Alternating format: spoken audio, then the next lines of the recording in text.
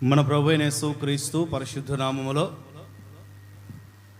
ఈ మార్చి నెల చివరి పునరుద్ధాన ఆరాధనలో పాల్గొన్న మీ అందరికీ శుభాలు తెలియజేస్తున్నాను. Praise the Lord, praise the Lord. ప్రస్తుత పరిస్థితులను బట్టి కొన్ని విషయాలు నేను మీతో చెప్పడానికి ఇష్టపడ్డాను. కొన్ని విషయాలు, కొన్ని మెలకువలు తెలియచేయడానికి ఇష్టపడ్డాను. సావధానంగానే ప్రశాంతంగా దేవుని మాటలు కొన్ని మాట్లాడుకుందాం. ఈ వారంలో జరిగిన పరిస్థితులు మనకు తెలుసు, వాటి రిజల్ట్స్ ఇంకా రావాల్సి ఉంది. మంచో చెడో ఇవన్నీ మనం తీర్పు తీర్చడానికి కానీ, ఆలోచించడానికి కానీ, అభిప్రాయాలు తెలియచేయడానికి కానీ పరిస్థితులు కాదు. వర్తమానంలోనికి వెళ్ళిన తర్వాత చాలా విషయాలు నేను మీతో చెప్తాను. యోహాను సువర్తమానం, the gospel according to John 15:21 నేను చదువుతున్నాను, మీరు చూడాలి. 15వ అధ్యాయం 21వ వాక్యాన్ని నేను చదువుతున్నాను, మీరు చూడాలి. యోహాను సువర్తమానం 21.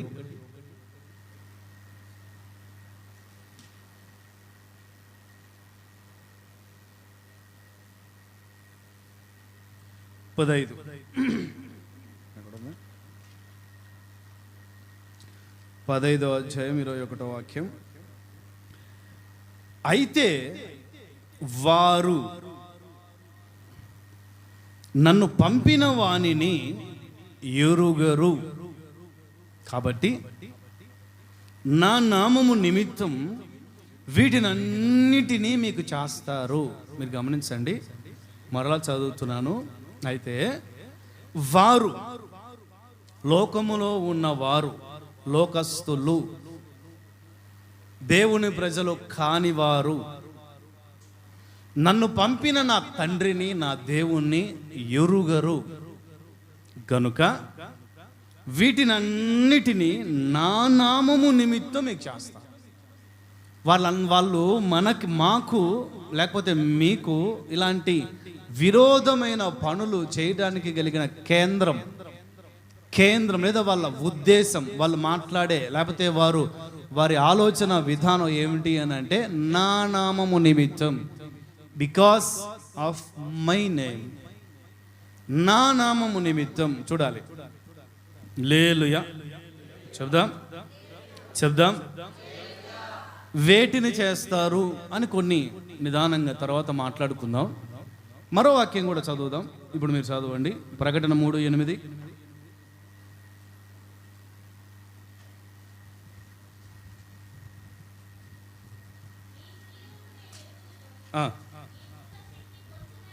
ఓకే, అది గుర్తుపెట్టుకోండి, ఇది గుర్తుపెట్టుకోండి. సబ్జెక్ట్ మొత్తం వస్తుంది అది. నీవు నా వాక్యాన్ని గైకొన్నావు, అంత మాత్రమే కాకుండా నా నామమును నీవు ఎరుగననలేదు. ఈ రెండింటిని బేస్ చేసుకుని మూలవాక్యం చెప్పి 2-3 విషయాలు, మూడు విషయాలే సబ్జెక్టు సంబంధించి కాబట్టి రిఫరెన్సెస్ కొన్ని ఇస్తూ ఉంటాను, మీరు నోట్ చేసుకోండి చాలు, ఇంటికి వెళ్ళి చదువుకోండి.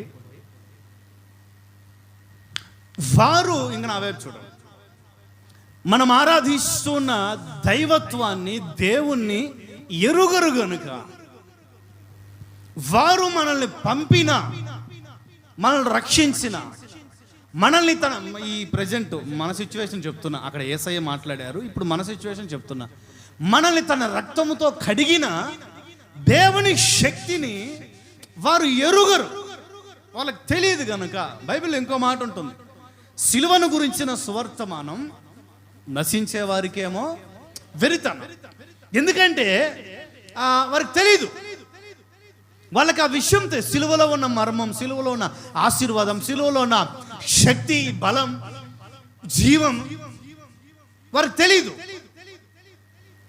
కాబట్టి వాళ్ళకి వెరితనంగా ఉంటుంది. కానీ మనకు తెలుసు, కాబట్టి మనకైతే దేవుని శక్తి, మనకేమో దేవుని, ఎందుకంటే మనకు తెలుసు మనల్ని ఎవరు పంపారు, ఎవరు పిలిచారు, ఎవరు రక్షించారు, ఎందుకు రక్షించారు, ఆయన ఉద్దేశం ఏంటి, ఆయన మనకు తెలియజేసిన శుభవర్తమానం ఏంటి. మనం చనిపోయిన తర్వాత ఎక్కడికి వెళ్తాం? మనిషి మనుగడ శాసించబడగలిగిన స్థలం ఏది? మనిషి మనుగడకి అంతమే లేని, సమయమే లేని, కాలమే లేని యుగ యుగములు నిత్యము మనిషి శాంతి సమాధానములతో తేజరిల్లగలిగిన రాజ్యం ఏది, ప్రాంతం ఏది మనకు తెలుసు. ఏంటో చెప్పండి, చెప్పాలి. మనకి తెలుసు, వాళ్ళకి తెలియదు. మనల్ని పంపిన వారిని, మనల్ని పిలిచిన వారిని వాళ్ళు ఎరుగరు, వాళ్ళకి తెలియదు. వాళ్ళకి తెలియదు కనుక నా నామము నిమిత్తం వాళ్ళు మిమ్మల్ని ఇబ్బంది పెట్టడానికి వాళ్ళు ఎంచుకోనగలిగిన ఎజెండా. వాళ్ళు ఏదైనా, ఇంకా సబ్జెక్ట్లోకి వెళ్ళిన తర్వాత చాలా విషయాలు చెప్తాను. వాళ్ళు ఏదైనా ఒక మాట అనటానికి వాళ్ళకు కలిగిన ఒక ఎజెండా, ఒక కారణం ఏమిటి అని అంటే నా నామము నిమిత్తం. చెప్పండి, అందరు చెప్పండి, చెప్పాలి. Because my name, for my name sake. ఈ రెండు పదాలు ఉంటాయి ఇంగ్లీష్లో, రెండింటికి అర్థం అదే. బికాస్ ఆఫ్ మై నేమ్, దానికి వాళ్ళ కారణం ఏంటి అని అంటే నా నిమిత్తం, నా నామము నిమిత్తం. చెప్పండి, నా నామము నిమిత్తం. వీటన్నిటినీ మీకు చేస్తారు, చాలా ఉన్నాయి. ఒక మూడు విషయాలు చెప్తా. ఏం చేస్తారు, ఏం చేయగలుగుతారు వాళ్ళు చేయగలిగింది ఏంటి? వాళ్ళు దేవుని ప్రజలకి వాళ్ళలో ఉన్న విషం, వాళ్ళలో ఉన్న విషపు ఆలోచనలు దేవుని ప్రజల దగ్గర కనపరచడానికి దేవుని ప్రజలకి వాళ్ళు చేయగలిగినది ఏంటి? ఆ పరిస్థితుల్లో దేవుడు మనకు చేసే మేలేంటి? ఆ పరిస్థితుల్లో మనం కలిగి ఉండవలసిన ఆలోచన విధానాలు ఏంటి? ఒక 2-3 విషయాలు చెప్తాను. మత్తయి సువార్తమానం 10:22 మొదటిది. మత్తయి సువార్తమానం 10:22 అది గమనించాలి.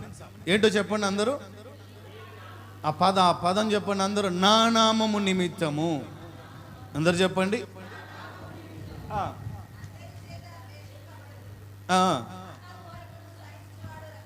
ఇక్కడ గమనించాలి, ఇక్కడ ఒక మాట ఉంది. నా నామము నిమిత్తం మీరు ద్వేషించబడతారు. ఏంటో చెప్పండి, దూషించబడతారు. దానికి కారణం ఏంటి అని అంటే చెప్పండి, నా నామం, దేవుని నామం. ఏ నామం? యేసు నామం. ఏ నామం చెప్పండి? క్రైస్తవుడు అనే నామం. ఏంటో చెప్పండి? దేవుని బిడ్డ అనే నామం. ఏంటో చెప్పండి? ఒకడు మనల్ని దూషిస్తున్నాడు, ఒకడు మనల్ని దూషణలాడుతున్నాడు, తోలనాడుతున్నాడు, మనపై నిందలు మోపుతున్నాడు, మనల్ని ద్వేషిస్తున్నాడు, మనపై కొండేలు చెప్తున్నాడు, లేకపోతే మనకు గోతులు తవ్వుతున్నాడు, లేదా మనల్ని చులకనగా చూస్తున్నాడు. వీటన్నిటికీ కేంద్రం ఏమిటి అని అంటే క్రైస్తవుడు. ఏంటో చెప్పండి? క్రైస్తవుడు. నా నామం నిమిత్తం, నా నామము నిమిత్తం చాలా మంది మిమ్మల్ని ద్వేషిస్తారు. 2000 ఏళ్ల క్రితమే యేసయ్య చెప్పాడు, ఈ దూషణలు మీరు అందుకుంటారు. అయితే మీరు చేయాల్సిన పని ఏమిటి చెప్పండి? అక్కడ ఏముంది? అంతము వరకు, జీవితాంతం వరకు సహించుకుంటూ పోండి, పరలోకంలో మీ ఫలం అధికమవుతుంది. చెప్పండి గట్టిగా, ప్రభుకి చెప్పు గట్టిగా, హల్లెలూయా. నా నామము నిమిత్తం నువ్వు దూషించబడతావు. చూడండి, దూషించబడే లిస్ట్లో చాలా మంది ఉంటారు, దూషించే లిస్ట్లో చాలా మంది ఉంటారు. ఆ బాధాకరమైన పరిస్థితులు ఏంటి అని అంటే, లోకస్తుల సంగతి కాస్తంత కొంచెం ముఖపరిచయంగా చెప్పి, మత్తయి సువార్తమానం 5:11-12 చూడండి. 5:11-12. నా నిమిత్తం, నా నామము నిమిత్తం జనులు, ఎవరో చెప్పండి, అందరు చెప్పాలి. జనులు నిందిస్తారు, హింసిస్తారు, అబద్ధం మాటలు, చెడ్డ మాటలు, కొండలు ఎన్ని చెప్తారు. ఇలాంటి జరుగుతూ ఉన్నప్పుడు మీరు ఆలోచించాల్సింది ఏంటంటే, నేను ధన్యుణ్ణి. స్తోత్రం చెప్పండి. నేను ధన్యుణ్ణి. సంతోషించండి, ఆనందించండి, పరలోకంలో మీ ఫలం అధికమవుతుంది. వాళ్ళు మీకు మాత్రమే కాదు, ఏదో కొత్త కాదు అది. నవ్వే చూడండి, వాళ్ళు మీకు మాత్రమే కాదు, అదేదో కొత్త కాదు, ఇదేదో న్యూ జనరేషన్ ఏం కాదు. మీకు పూర్వముందున్న ప్రవక్తల్ని, శావుకుల్నే నిందించారు, శావుకుల మీదే అభాండాలు మోపారు, ప్రవక్తల్నే హింసించారు, గొప్ప గొప్ప దైవజనులనే హింసించారు, గొప్ప గొప్ప దైవజనులపైన నిందలేశారు. అదెందుకండి? ఆత్మీయ తండ్రి యేసన్న గారు ఎవరో చెప్పండి? మనకు బాగా తెలుసు కదా యేసన్న గారి గురించి. ఆత్మీయ తండ్రి యేసన్న గారు ఎవరో చెప్పండి? ఉట్టేసన్న గారేనా? మీకు ఆత్మీయ తండ్రిగా లేడనుకున్నాడా? ఆత్మీయ తండ్రి యేసన్న గారు ఉన్నారు. ఇప్పుడు ఆయన బ్యాచులర్ సేవ, ఏ సేవ చెప్పాలి, మెల్కీసెదెకు ప్రతిష్టలో నడుస్తూ ఉన్న బైబిల్ ప్రకారం యేసు ప్రభు చేసిన సేవ. ఏ సేవ? బైబిల్లో మొట్టమొదటి క్రైస్తవుడు యేసు ప్రభు. ఎవరండి? యేసు ప్రభు సేవకుడు, యాజకుడు. ఎవరో చెప్పండి, చెప్పాలి. యేసు ప్రభు చేసిన యాజక ధర్మం ఏ ధర్మం అది? ఏ క్రమం అది? మెల్కీసెదెకు క్రమం. ఎవరి మెల్కీసెదెకు? ఆది లేనివాడు, అంతం లేనివాడు, భార్య లేనివాడు, తల్లిదండ్రులు లేనివాడు, ఏమండి వంశావళి లేనివాడు. ఏం లేనివాడు? ఏమీ లేనివాడు. ఏమీ లేదండి.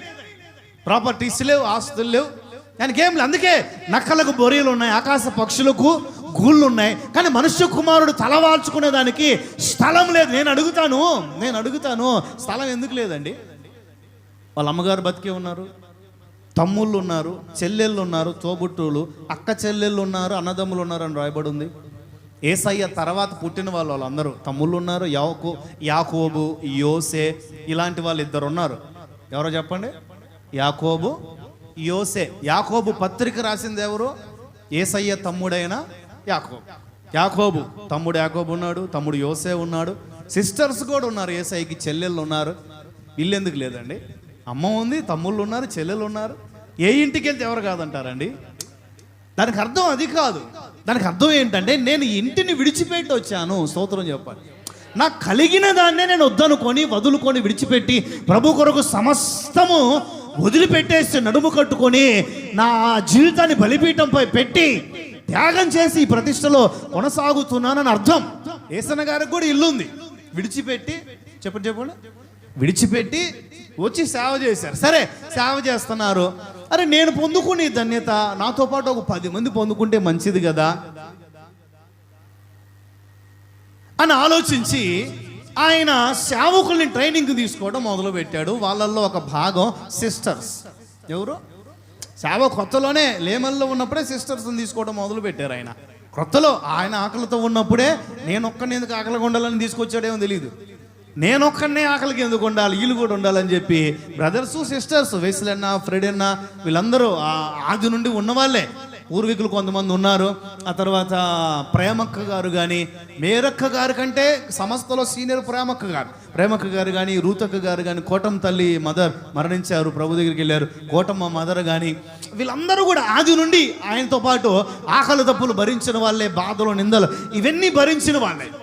వీటిని సిస్టర్స్ని తీసుకునే ఆ క్రమంలో కొంతమంది గిట్టని వాళ్ళు, కొంతమంది పడని వాళ్ళు, కొంతమంది ఆయన చేస్తూ ఉన్న ఈ మహిమ కలిగిన పరిచర్యని చూసి ఓర్వలేని వారు, అన్ని జనుల్లో అనేకులు రక్షించబడి ప్రభు సన్నిధికి వస్తుంటే మొత్తం ఉన్మాదం కలిగిన ఆ మనస్తత్వం కలిగిన వాళ్ళు కొంతమంది యేసన్న గారు ఆడపిల్లలను తీసుకెళ్ళి దుబాయ్కి అమ్మేస్తున్నారని చెప్పారు. ఏం చెప్పారండి? చెప్పండి. యేసన్న గారు ఆడపిల్లల్ని సేవ పేరు మీద తీసుకొని నిజంగా దుబాయ్కి అమ్మేసి నిజంగా ఆడపిల్లల జీవితాలను పాడు చేసే డేరా బాబాలు మాత్రం పెంచి పోషిస్తున్నారు. ఏమండి? యథార్థంగా దేవుని సేవ చేసే వాళ్ళని మాత్రం యేసన్న గారు సేవకు తీసుకొని, చెప్పండి మర్యాదగా ఉండదు, 11:30కు పోతారు లేదా మీరు?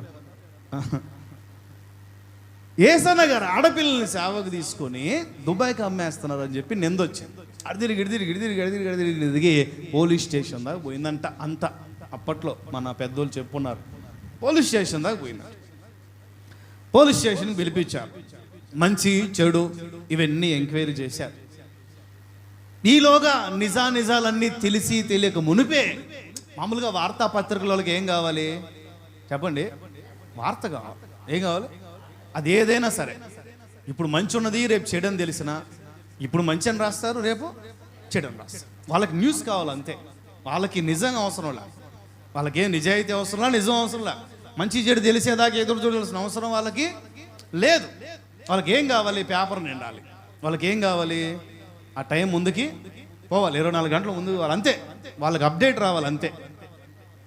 ఆయన ఒక్కసారి దిగుతాడు కారు, వీళ్ళు 100 సార్లు దింపుతారు ఆయన్ని. ఎందుకంటే టైం ముందుకు పోవాలి ముందుకు, అంతే టైం. వాళ్ళకు ఒక న్యూస్ కావాలి. అందుకని కొంతమంది అప్పట్లోనే ప్రముఖంగా ఉన్న పేపర్లలో ఈ ఫలానా లేమల్లా ఫలానా 14 మైలు, ఫలానా అడ్రస్, ఫలానా ఓసన్న మందిరం అంట, ఫలానా ఏసన్న అంట, ఫలానా చర్చ్ అంట. ఆ చర్చి ఫోటో వేసి, ఏసన్న గారు ఫోటో వేసి మొత్తం రాష్ట్రం, తెలుగు ప్రాంతాల్లో, తెలుగు రాష్ట్రాల్లో మొత్తం ఫేమస్ అయిపోయింది. ఆయన దుబాయ్కి ఆడపిల్లల్ని అమ్మేస్తున్నాడు అనే విషయం. ఏ విషయం చెప్పండి? తోటి సేవకురాండ్రు, తల్లిదండ్రులు, బంధువులు అందరూ కలవరపడి, అందరూ బాధపడి, అందరూ వేదన పడి, అందరూ కంటి నిండా నీళ్లు పెట్టుకొని, అది మంచి చెడు అంతా 2-3 రోజుల్లో తెలిసిపోయి పెద్ద ఆయన అంతా పెద్ద ఆయన ఏం చేయలేదు. ఆయన అట్లా ఈ అబ్బాయి అప్పట్లో కుర్రోడు కదా, 40 ఏళ్ళ లోపు, 40 years లోపు వయసు ఆయనకు అప్పట్లో లేమల్లో ఉన్నప్పుడు. ఈ కుర్రోడు అట్లాంటి వాడు కాదు, విడిచేసేయండి, అంత రుజువులు ఏం లేవని చెప్పి ఇడ్చేసేసి అంతా కొట్టేసేసి ఇంక మందిరానికి పోయిన తర్వాత ఏమండి, ఈయన ఒక్కడు ఒకవైపు, వాళ్ళందరూ మరోవైపు, వాళ్ళందరేమో మౌనంగా ఉండి ఆయన ఏమంటాడో, ఎలా బాధపడతాడో ఆయనతో పాటు కలిసి బాధపడదాం, ఆయనతో పాటు కలిసి ఆ బాధ వేదన పంచుకుందాం. ఒక్కొక్కరు ఒక్కొక్కవైపు, అమ్మ వాళ్ళు, నాన్న వాళ్ళు, కుటుంబీకులు, బంధువులు, ఆ స్నేహితులు, లేకపోతే తోటి సేవకులు, ఆ అనుబంధ సంస్థగా ఉన్న కొంతమంది సేవకులు, పెద్దవాళ్ళు, ఆయన్ని సేవలో ప్రోత్సహించిన పెద్దవాళ్ళు అందరూ వచ్చి కొంతమంది మౌనంగా ఆయన దగ్గర ఉంటే ఆయన కాళ్ళు ఊపుకుంటూ కాళ్ళ మీద కాలు వేసుకొని, ఏంటి సంగతి, అయిపోయింది, యేసు రక్తమే జయం, దేవుడంత గొప్పవాడో తెలుసా, దేవుడంత మహానుభావుడో తెలుసా, దేవుడంత ఔన్నత్యం కలిగిన వాడో తెలుసా, దేవుని గొప్పతనాన్ని ఏమని వివరించాలి మీకు? మీరందరూ ఆ గొప్పతనం గురించి వినటానికే కదా నిలబడ్డారు. ఇంకేం చెప్పాలండి సమాధానం వాళ్ళు? ఆయన ఏదన్నా బాధపడతాడేమో, ఆ బాధ పంచుకుందామని వీళ్ళు నిలబడ్డారు. యోబు దగ్గర నిలబడినట్టు, యోబు ఏదైనా డైలాగ్ వేస్తే ఆ డైలాగ్కి వస్తాదు పలుకుదామని ఈ 5 మంది స్నేహితులు వచ్చి కూర్చున్నారు. యోబు ఏదైనా పలికితే పలుకుదామని యోబు పలికాడు. కాన్వర్సేషన్ 42 అధ్యాయాలు నడిచింది. ఏమండి, యోబు డైలాగ్ ఇంకా కాన్వర్సేషన్ స్టార్ట్ చేశాడు. ఇంకా ఆ సంభాషణ అంతా ఎక్కడ దాకా పోయింది? 2వ అధ్యాయం నుండి 42వ అధ్యాయం దాకా పోయింది. స్తోత్రం చెప్పండి. అలానే యేసన్న గారు ఏదైనా స్టార్ట్ చేద్దాం బాధాకరమైన మాటలు, అన్నా ఏం కాదులే అన్నా, ఓర్చుకున్నా, మనం వచ్చిన సేవ అదే కదా, అది కదా, ఇది కదా, మన దర్శనం ఇది, ఇవన్నీ చెప్దామని ఏదో ఆ ఊరటనివ్వగలిగిన డైలాగులు వేద్దామని అందరు నిలబడి చూస్తూ ఉంటే ఈయనేమో దేవునికి స్తోత్రం అని చెప్తున్నాడు. స్తోత్రం చెప్పండి. ఎందుకు చెప్తున్నాడు అని అంటే, చూడండి రబ్బాయ్, మనకెక్కడో మారుమూల ప్రాంతం, ఆ ఆలోచన విధానం, ఆ పరిపక్వత విధానం చూడండి. మనం ఎక్కడో మారుమూల ప్రాంతంలో ఉన్నాం, ఎక్కడో లేమలు, ఎక్కడో 14 మైలు. ఈ పరిచర్యని దేశమంతా, ప్రపంచమంతా తీసుకెళ్లాలని నా ఆశ, నా ఆరాటం. ఎప్పుడు ఏ పరిస్థితులు ఎలా ఎదుర్కోగలుగుతామో, ఎప్పుడు కాడికి కాలు చాపగలుగుతామో మనకు తెలియదు. ప్రభు సన్నిధికి వెళ్ళే లోపు దేశమంతా వ్యాపించాలని నా పరిచర్యలు అని నేను ఎంతో కోరిక ఉండేది, ఆశ ఉండేది.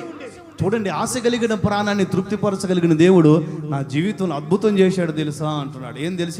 ఏం చేశాడు దేవుడు అద్భుతం అని అంటే, ఏమండి, లేమల్లేలో 14వ మైలులో ఓసన్న మందిరం ఉందని తెలుగు భాష మాట్లాడే ప్రతి ఒక్కరికి స్తోత్రం చెప్పండి. తెలుగు భాష మాట్లాడే ప్రతి ఒక్కరికి కూడా తెలిసిపోయింది. గుంటూరులో లేమల్లో 14వ మైల్లో ఈయనేం పబ్లిసిటీ చేయాల, ఈయనేం లక్షలు ఖర్చు పెట్టి సభలు చేయాల, ఈయనేం వాల్ పోస్టర్లు లేవు, ఈయనేం ఫ్యాంప్లెట్లు లేవు, ఈయనేం మైకులు పట్టుకొని, బాక్సులు కట్టుకొని, లైట్లు పెట్టుకొని, పాటలు వేసుకొని ఆ వీధికి వెళ్ళి సువర్తమానం చెప్పింది కూడా ఏం లేదు. కష్టం లేదు, శ్రమ లేదు, బాధ లేదు. ఏమండి, కాలు మీద కాలు వేసుకొని కూర్చున్నాడు. దేశమంతా, లేకపోతే 2 తెలుగు రాష్ట్రాల్లో హోసన్న మందిరాన్ని గురించిన సువర్తమానాన్ని విస్తరింపజేశాడు దేవుడు. స్తోత్రం చెప్పండి. ఒక నెగటివిటీని ఒక పాజిటివిటీగా, నా నిమిత్తం, నా నామము నిమిత్తం జనులు మీ మీద నిందలేస్తారు. ఆ మెలకువ మీకు ఉండాలి. అప్పుడు మీరు ఏం చేయాలో అనే మెలకువ మీకు ఉండాలి. అప్పుడు మీరు ఎగిరి గంతులు వేయండి, సంతోషించండి, ఆర్భటించండి, దేవుని మహిమపరచండి. ఇంతటి ధన్యత అయ్యా, నీ నామము నిమిత్తం నిందపడగలిగిన, అవమానాన్ని భరించగలిగిన, కన్నీళ్ళని దిగమింగుకొనగలిగిన శ్రేష్ఠత, దీవెన నీవు నాకిచ్చావా అని మనసులో, అని ఆత్మలో, అని ఆత్మీయతలో సంతోషించండి. స్తోత్రం చెప్పండి. అప్పుడు పరలోకంలో మీ ఫలం అధికమవుతుంది. ఉద్యోగాలు చేసే దగ్గర, వ్యాపారాలు చేసే దగ్గర, కేవలం మనది మతం కాదు, కేవలం మామూలుగా లోక సంబంధం చెప్తున్నాను, రిలీజియన్ బట్టి, మతాన్ని బట్టి అండి. కేవలం క్రైస్తవుడు అని చెప్పి పిల్లలు, చదువుకునే పిల్లల్ని ఎంత బాగా చదివినా కూడా మార్కులు తగ్గిస్తున్నారండి. ఏమండి, ఎంత బాగా చదివినా చదువుకునే పిల్లలు 98, 100 మార్కులు కూడా సంపాదించగలిగిన పిల్లలకి అరే ఇతను మనతో పాట, ఇతను మనకంటే ఎక్కువ. మా పిల్లకాయలు ఉన్నారు, వాడి కనీసం 80, 70 కూడా రావు. ఇతనేంటి, ఇతనికి ఇంత జ్ఞానం ఎక్కడి నుంచి వచ్చింది, ఇతనికి ఇంత చాతుర్యత, ఇంత విజ్ఞానం ఎక్కడి నుంచి వచ్చింది? పాఠాలు చెప్పే దగ్గర మొన్న పోయిన వారంలో ఒక అన్న వచ్చున్నారు, ఏమండి ఉద్యోగం చేసేది కేవలం మతాన్ని బట్టి ఉద్యోగంలో వద్దన్నారంట. ఏంటండి, మానవత్వానికి మతానికి సంబంధం ఏముంటుంది? ఉద్యోగానికి షాపింగ్ మాల్ అండి, అది ఏంటది చెప్పండి, షాపింగ్ మాల్ అండి. ఇప్పుడు అక్కడ జాబ్ చేయడానికి మతానికి దేవునికి ఏంటి లింకప్ ఏంటి నాకు తెలియక అర్థం కాదు. ఇప్పుడు అక్కడికి వచ్చి షాపింగ్ చేసి చీరలు కొనుక్కునే వాళ్ళు, బట్టలు కొనుక్కునే వాళ్ళు అందరూ కూడా ఒక మతానికి మా మతానికి సంబంధించిన వాళ్ళే అని రాశారు అనుకోండి. అక్కడ గట్టిగా ఒక 1 నెల రోజుల్లో దేవాలయ తీసిద్ది బండి. గట్టిగా ఒక 1 నెల రోజులే, ఎక్కువ కూడా అవసరం లే. గట్టిగా ఒక 1 నెల రోజులు, గట్టిగా ఒక 1 నెల రోజులు మత పిచ్చి, మత మౌఢ్యం, దూషించటం, ద్వేషించడం, నిందలేయటం, మన మీద మనం చెయ్యని తప్పులపై నిందలేయటం. దానియేలుపై వచ్చింది ఏంటండి? నింద. చెప్పండి, చేశాడా? చేయలేదు, తప్పు చేయలేదు ఆయన ఉద్యోగం, ఆయనే మత మార్పులు కూడా చేయలేదే. మత మార్పులు ఎవరు చేస్తారండి? మత మార్పిడి కూడా చేయలేదు ఆయన ఉద్యోగంలో ఆయన నమ్మకంగా ఉన్నారు. ఓర్చుకోలేరండి నీతిని, నిజాయితీని, భక్తిని, యథార్థతను, ఏమండి నిక్కచ్చితనాన్ని ఓర్చుకోలేరండి. వాళ్ళకి ఉండడం చేత కాదు, వాళ్ళకి ఎవరు చెప్పేవాళ్ళు లేరు. వారు ఎరుగరు అని చెప్తుంది లేఖనం. ఏంటది? వాళ్ళు ఎరుగరు, వాళ్ళకి తెలియదు, చెప్పినా వినరు, నేర్చుకోరు, నిజాయితీగా ఉండరు. 2 రూపాయలు వెనకేసుకునే దానికే చూస్తారు. అరే మన 2 రూపాయలు వెనకేసుకోవడం ద్వారా అక్కడ ఒక 10 రూపాయలు ఒక వ్యక్తికి నష్టమవుతుంది, ఇవేం అవసరం లేదు. ఒక మనిషి ప్రాణం పోతుంది, ఇవేం అవసరం లేదు. వాళ్ళకి ఎవ్వరు చెప్పేవాళ్ళు లేరు. కానీ క్రైస్తవుడికి చెప్పేవాళ్ళు ఉన్నారు. స్తోత్రం చెప్పండి. క్రైస్తవులకు నేర్పే వాళ్ళు ఉన్నారు. స్తోత్రం చెప్పండి. వారం హితబోధ చేసి క్రైస్తవుల్ని సరిచేసి చక్కని మార్గంలో నడపగలిగిన దేవుని సేవకులు ఉన్నారు. అందుకే క్రైస్తవుడు ఎక్కడ అడుగు పెట్టినా కూడా నిజాయితీ మీద ఆధారపడ, వచ్చే జీతం మీద ఆధారపడ, వచ్చే ఆదాయం మీద ఆధారపడ, పండే పంట మీద ఆధారపడతాడు. ఇతరులపై ఆధారపడడు, ఇతరులని తొక్కేడు, ఇతరులను ముంచేడు, ఇతరుల్ని అనవసరంగా బాధించడు. బాధపడతాడు తప్ప, బాధ పెట్టబడతాడు తప్ప, బాధించబడతాడు తప్ప. మన యేసయ్య గురించి పోయిన వారం చదువుకున్నామండి పేతురు పత్రికలో. టకాని చెప్పండి. అది ఆయన హింసించబడ్డాడు, ఆయన దూషించబడి బదులు దూషించలేదు. గట్టిగా చదవండి. శ్రమ పెట్టబడ్డారు. పూర్తిగా చదవండి.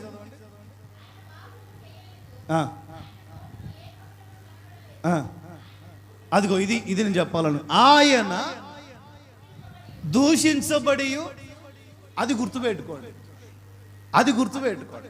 ఆయన దూషించబడుతున్నాడే తప్ప బదులు తెలియదండి క్రైస్తవుడికి తెలియదు. అదే క్రైస్తవుడు ప్రతి చోట తెలుగు వాళ్ళని కాదు, కన్నడ వాళ్ళని కాదు, తమిళ వాళ్ళని కాదు, మలయాళం వాళ్ళని కాదు, హిందీ వాళ్ళని కాదు, క్రైస్తవుడు ఎక్కడ ఉంటే అక్కడ తొక్కివేయబడుతున్నాడు, దూషించబడుతున్నాడు, ద్వేషించబడుతున్నాడు, బాధించబడుతున్నాడే తప్ప బాధిస్తున్నాడు, దూషిస్తున్నాడు అనే మాటలు ఎక్కడా లేవు. నామకార్థపు క్రైస్తవ సంగతి వదిలేయండి, నేను నిజాయితీ గురించి చెప్తున్నా. దూషిస్తారండి, తొక్కేస్తారండి, వెనక్కి నెట్టేస్తారండి. అప్పుడు మీరేం చేయాలి అని అంటే సంతోషించి గంతులు వేయండి, పరలోకములో మీ ఫలం అధికమవుతుంది. ఇప్పుడు ఇంకొక షాకింగ్ మ్యాటర్ చెప్పనా? మత్తయి సువార్తమానం 19:29 త్వరగా. ఓకే,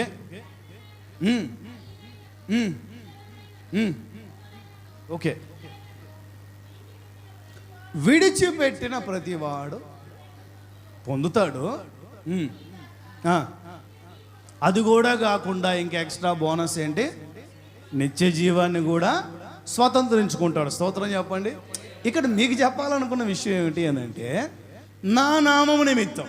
ఎవరి నిమిత్తం? చెప్పండి అందరూ ఆ పదం చెప్పాలి. నా నామము నిమిత్తం. నా నామం నేను తెలిసిన తర్వాత, నా రక్తంతో కడగబడిన తర్వాత, నా సన్నిధికి అలవాటైన తర్వాత నా మేలులను పొందుతూ ఉన్నప్పుడు, ఈ పరిస్థితుల్లో దేవుని ప్రియులుగా, దేవుని ప్రజలుగా మార్చబడిన ఒక భక్తుడు, ఒక భక్తురాలు కొన్ని సందర్భాల్లో తండ్రిని విడిచిపెట్టాల్సిన పరిస్థితులు వస్తాయి. తండ్రి లోకస్తుడు, ఏమండి, తల్లిదండ్రులు లోకస్తులు. విడిచిపెట్టడము అని అంటే తల్లిదండ్రులు అనాథలుగా అనాథాశ్రమంలో, వృద్ధాశ్రమంలో విడిచిపెట్టమనే చెప్పండి. దానికి అర్థం ఏంటి? ఇంకో చోట కూడా, ఇంకొక సువార్తమానంలో ద్వేషించి అనే పదం కూడా ఉంటుంది. దీనికి అర్థం చెప్తా. అసలు ద్వేషించి అని ఉంది, ఇంకా విడిచిపెట్టి అని ఉంది. ఏంటో చెప్పండి. ద్వేషించి నా నామము నిమిత్తం, నా సువార్తమానం నిమిత్తం, నా నిమిత్తం కుటుంబం మొత్తాన్ని, కలిగిన వాటన్నిటినీ ద్వేషించి విడిచిపెట్టి, దేనికి ద్వేషించడం అనే పదం వాడింది? ద్వేషించి అని అంటే వ్యక్తులను కాదు. ద్వేషించి అంటే ఏంటి? వ్యక్తులను కాదు, వారు పాటిస్తూ ఉన్న వ్యవస్థని, వారు పాటిస్తూ ఉన్న పద్ధతుల్ని, వారు పాటిస్తున్న ఆచారాలని, మనుషులను కాదు. భర్త తాగుబోతాడా, తాగుబోతు భర్తను ద్వేషించమని కాదు, అతను అనుసరిస్తున్న ఆ త్రాగుబోతు తనాన్ని ద్వేషించమని. అన్ని జనుల విగ్రహారాధికుల మన మనుషులను ద్వేషించమని కాదు, విగ్రహారాధనని ద్వేషించమని. ఈ సందర్భంలో తల్లిదండ్రులకు దూరమయ్యే పరిస్థితులు వచ్చాయి కొంతమందికి. ఎవరికి దూరమయ్యే పరిస్థితులు? చెప్పాలి. మీరు ఫీడ్బ్యాక్ ఇస్తే త్వరగా అయిపోయింది. తల్లిదండ్రులకు దూరం అయ్యే పరిస్థితులు వస్తాయి. ఎందుకంటే మనం ప్రభు రక్తంలో కడగబడి, ఇక అవన్నీ కూడా మనకి వింతగా ఉంటాయి, పాపంగా ఉంటాయి, అపవిత్రతగా ఉంటాయి. అవేమో బొమ్మలని విగ్రహాలు అంటాం, మనం జీవమగలని దేవుడు అంటాం. ఇవన్నీ సెట్ అవ్వు. మేము రాములే, మేము చేయలేములే, పెళ్ళిళ్ళకి వెళ్ళలేము, కొన్ని కార్యక్రమాలకు వెళ్ళలేము, ఒక్కొక్కసారి చావుకు కూడా పోలేము, కొన్ని చోట్లకి వెళ్ళలేము. అలా వెళ్ళలేని పరిస్థితుల్లో వాళ్ళ నుంచి మనకు వచ్చే ఫీడ్బ్యాక్ ఎలా ఉంటుంది అంటే, సరేలే నీ భక్తి నీదే, నువ్వు రానంటున్నావు కదా, మరి నేను ఎందుకు రావాలి, మరి మేమెందుకు రావాలి? ఎవరు చెప్పాలి? ఎవరు చెప్పండి. ఎవరు? అందరి నోట్లో అట్లా వస్తా అంతే. అందరికి తల్లిదండ్రుల ద్వారా ఎఫెక్ట్ కాకపోవచ్చు, అందుకే చెప్పట్లేదు. నెక్స్ట్ ఎవరు? అక్క చెల్లెలు. ఎవరు చెప్పండి? అమలక్కలు. ఎవరండి? అమలక్కలు.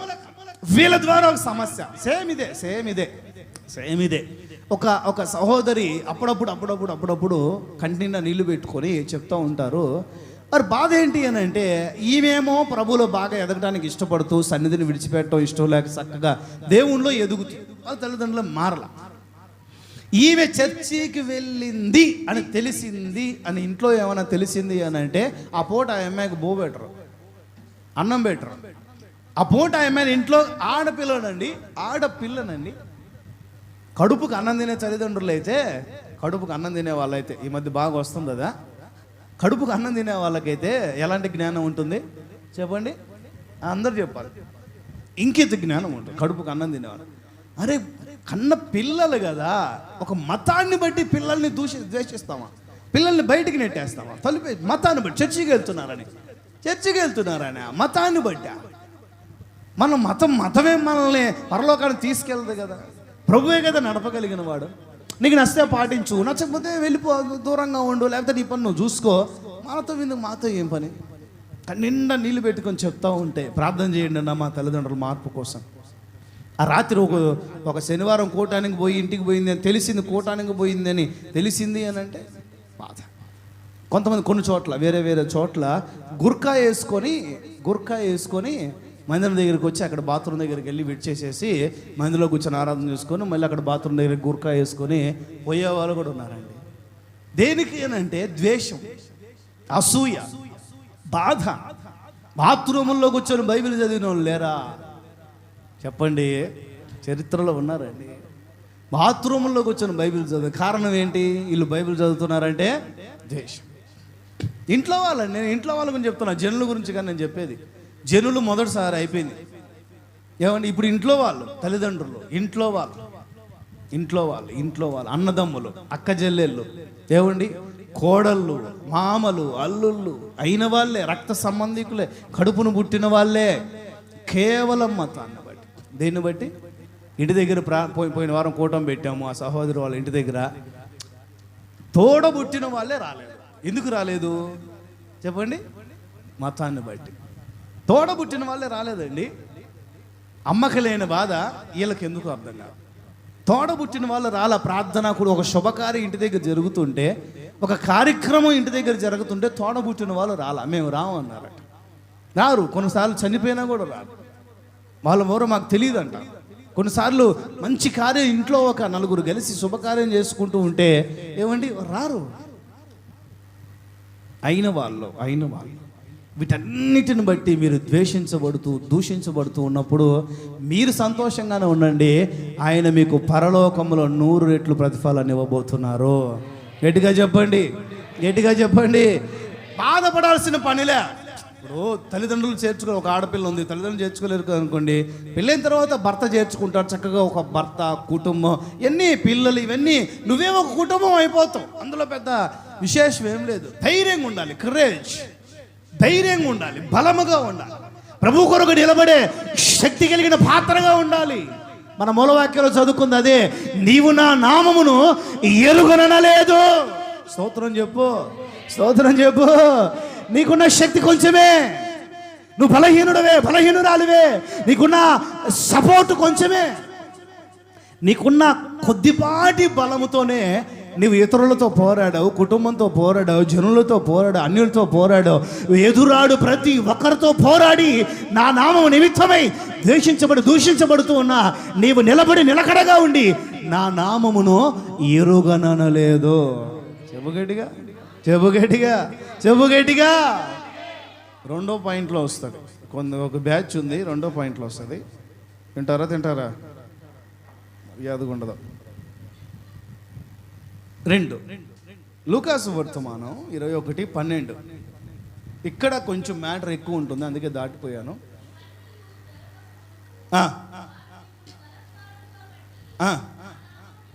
అది గుర్తుపెట్టుకోండి. అందరు చెప్పండి. ఆ పదం అందరు చెప్పాలి. నా నామము నిమిత్తం. ఓకే.